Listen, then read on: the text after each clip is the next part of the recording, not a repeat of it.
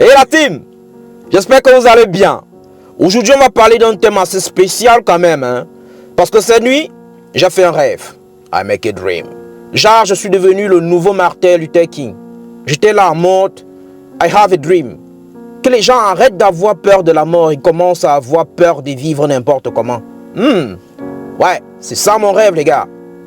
Avant de commencer, laissez-moi un gros pouce bleu. Non mais sérieusement, aujourd'hui on va parler de la mort. Oui, la mort.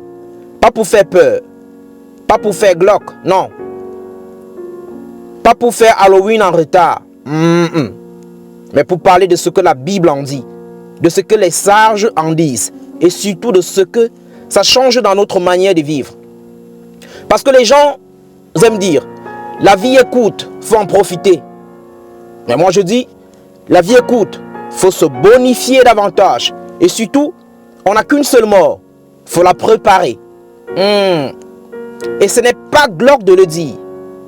Non, c'est juste intelligent. Alors, parlons franchement.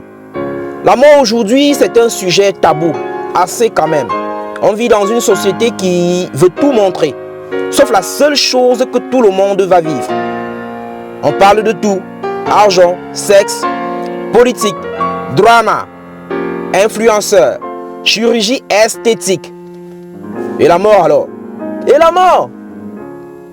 Chut. On n'en parle pas.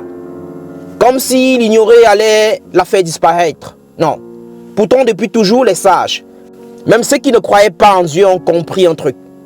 Penser à la mort, ça rend la vie plus vraie.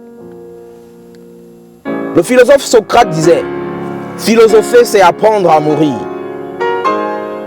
Pas chrétien, le gars. Il n'était pas chrétien. Mais il avait capté un truc. Un truc que certainement, vous n'avez pas encore compris. Vous connaissez le stoïcien Marc Aurèle. L'empereur philosophe disait, tu pourrais quitter la vie à l'instant même. Laisse donc chaque action être digne d'un homme. C'est ce que disait Marc Aurèle. Il n'était pas chrétien non plus, mais il avait compris la pression positive. Même Steve Jobs, dans son fameux discours, disait que penser à la mort chaque matin l'aidait à faire de vrais choix. C'est bizarre, hein? Il n'était pas chrétien non plus, mais il avait pigé la puissance du memento mori. Et pourtant, la Bible en parlait déjà depuis longtemps. Mais depuis longtemps, les gars. La Bible dit, enseigne-nous à bien compter nos jours, afin que nous appliquions notre cœur à la sagesse. Somme 90, verset 12. Je vous invite à le lire. La tradition moderne dit ceci. Rappelle-nous qu'on va mourir, pour qu'on arrête de vivre comme des touristes. Ah ben, là je pense que vous avez tout compris. La mort dans la Bible, ce n'est pas une fin, c'est une porte, une transition, un passage, une naissance à l'envers. Jésus dit, celui qui croit en moi vivra, même s'il meurt. Jean 11, 25. Donc oui, la mort existe. Mais pour le chrétien, ce n'est pas un mur. C'est une porte automatique. Tu t'approches, bam, les gars, elle s'ouvre, direct. Le problème, c'est que beaucoup vivent comme si la mort n'existait pas. Et du coup, ils vivent n'importe comment. Ils se disent en eux-mêmes, la vie est courte, il faut en profiter. Mais ils confondent profiter avec s'épuiser. Ils confondent vivre avec se distraire. Ils confondent liberté avec impulsivité. Moi je dis souvent, la vie est courte, il faut se préparer. Pas se préparer à mourir. Se préparer à bien vivre avant de mourir. Parce que la mort les gars, c'est comme un examen final. Tu peux faire le malin toute l'année, mais le jour J, tu ne peux pas tricher. Et ce n'est pas glauque de le dire, c'est juste réaliste. Ok? Prenons quelques exemples pratiques. Quand tu sais que tu vas mourir, tu arrêtes de perdre ton temps avec des gens toxiques. Ouais, tu te débarrasses des gars là qui veulent te nuire. Ok? Quand tu sais que tu vas mourir, tu arrêtes de remettre à demain ce que Dieu t'a demandé aujourd'hui. Quand tu sais que tu vas mourir, tu arrêtes de vivre pour impressionner les gens. Non, tu n'as pas besoin du tout.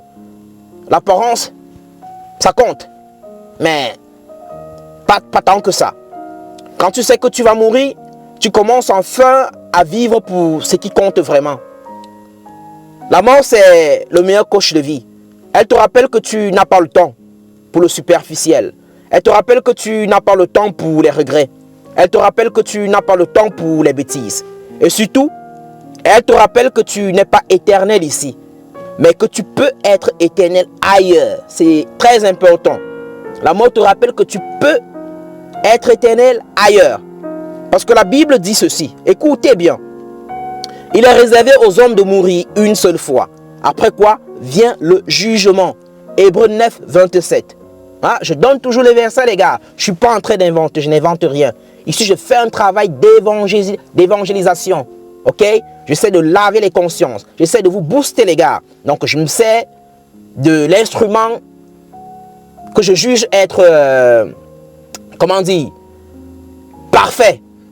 Ok? Pour nous donner un bon style de vie ici sur terre. Donc, tu n'as qu'une seule mort. Prépare-la bien. Et préparer sa mort, ce n'est pas acheter un cercueil en avance. Non, ce n'est pas ce que j'essaie de dire. Il faut parler aussi loin que ça. C'est préparer son âme. C'est préparer son cœur. C'est préparer sa vie, en quelque sorte. C'est vivre de manière à ce que le jour où tu partiras, tu n'aies pas honte de ce que tu laisses derrière toi. Alors, au final, tout se résume à ceci. La mort n'est pas un sujet glauque. C'est un sujet profond. Mais alors très profond.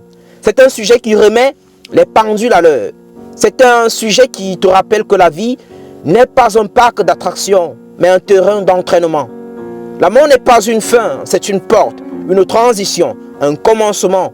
Et si tu veux vraiment profiter de la vie, profites-en pour devenir quelqu'un de solide, quelqu'un de vrai, quelqu'un de profond, quelqu'un de près. Un peu comme moi. Tu fais un peu le truc. Parce que la vie, écoute, oui, mais l'éternité, c'est long. Mais alors très long. Très long. Sur ce, si tu n'as pas encore vu la vidéo précédente sur la bêtise humaine, va la regarder. Juste après, ça te fera du bien. Et ça fera du bien à ton âme. Allez, ciao la team. Et que le Seigneur Jésus-Christ vous bénisse abondamment. Be the love and be the gospel. À la prochaine. Peace.